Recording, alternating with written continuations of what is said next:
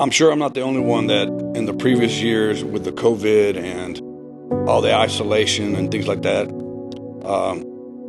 we were all left somewhat parched. I was parched in my walk with the Lord. I was going through a lot of steps, but I was going through a lot of personal things as well. So meeting with Dale for a luncheon, talking to some of the other guys, this group came about, and I wanted to be part of that. I thought the guys were special. I thought the timing was perfect, and I thought that I needed the timing. So I prayed about it. God took away any obstacles because there weren't any, and so that's why I ended up in this particular group. I think there's many people, including myself, that need somewhat of an accountability presence. I'm accountable to myself, I'm accountable to God, but now I'm accountable to these group of men that we meet with on Tuesday mornings. I needed that. I needed that camaraderie, that expectation that I'm going to be there on Tuesdays and contribute. And not only that, we contribute throughout the week as well through text messages and phone calls and things like that. I needed that new accountability in my life. I was going through some things that were very unique. And then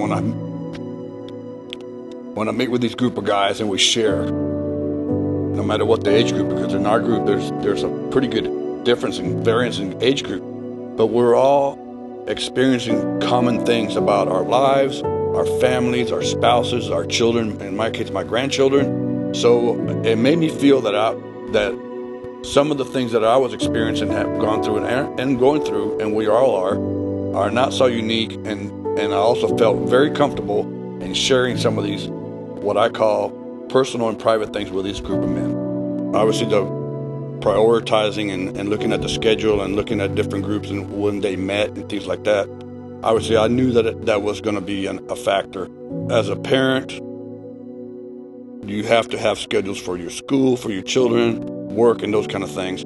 So I made a decision personally that this was going to be a priority for me. The group meets at 6 a.m. in the morning on a Tuesday, and that Tuesday is etched in stone for me. There's a few times that we as a group have to do certain obligations, and I travel sometimes and I won't meet for that group, but as a general practice, that Tuesday is etched in stone for my schedule. And I think, frankly, we all need to make that commitment to a small group if you're interested in pursuing that. It has to be part of that priority. Like picking up the kids from school, going to small group. If you've had a small group, joined a small group before, and you think that it's not for you, I can say if it was years ago, you're a changed person, and it may be for you now. God calls you at different times for different reasons.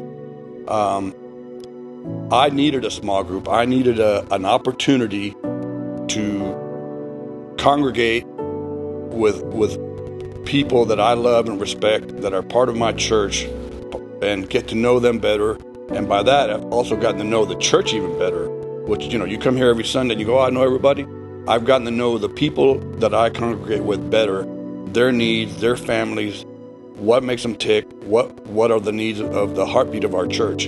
And so if you're considering a small group, I would recommend that you pray about it, first of all, and that you find a group that you think you have some like-minded, maybe subject matter or people that are in that group that you can relate to, or maybe not relate to, and join that group. Give it a try. It really has helped me. It has changed me. It has created a more Christ-like thought process for me in these last few years.